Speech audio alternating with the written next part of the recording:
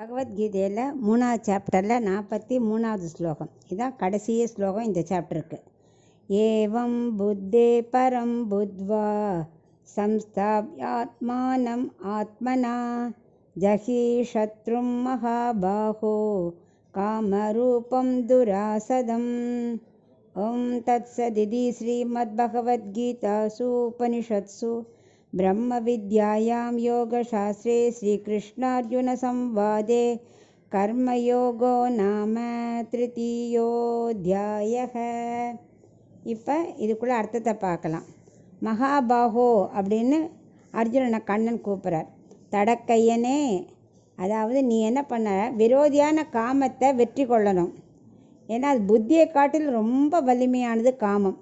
So இந்த காமம் என்ன பண்ணும், ரொம்ப பவர்ஃபுல்லாக இருக்கிறதுனால புத்தியை தன் பக்கம் இழுக்கும். உடனே புத்தி என்ன பண்ணும், மனசை கண்ட்ரோல் பண்ணும் தன் பக்கம்.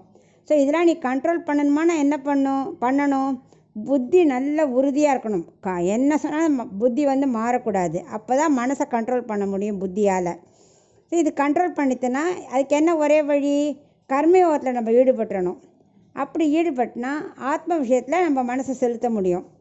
ஆட்டோமேட்டிக்காக எல்லா இந்திரியங்கள் எல்லாம் சொன்னதை கேட்டுடும், வேறு எங்கேயும் போகாது, ஆத்ம ஞானத்துக்குள்ளேயே லயிச்சிடும்.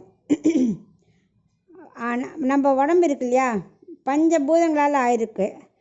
உள்ளுக்குள்ளே ஆத்மா ஒளிமயமாக தான் இருக்குது.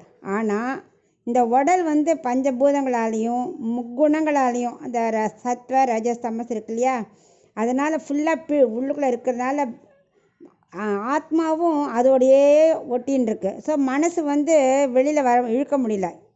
அதுக்குள்ளேயே காமத்துக்குள்ளேயும் அந்த முக்குணங்களாலேயும் பீடிக்கப்பட்டே இருக்குது.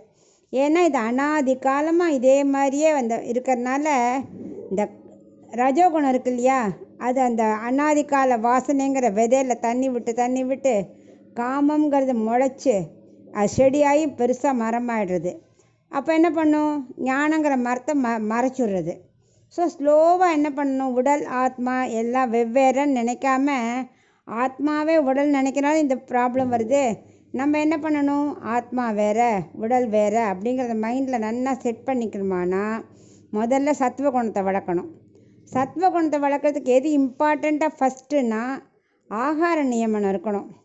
கண்ட இடத்துல சாப்பிட்றது, கண்ட்ரோல் இல்லாமல் இருக்கிறதெல்லாம் இல்லாமல் ஆகார நியமனம் இருந்தாலே சத்வகுணம் வளர ஆரம்பிச்சிடும்.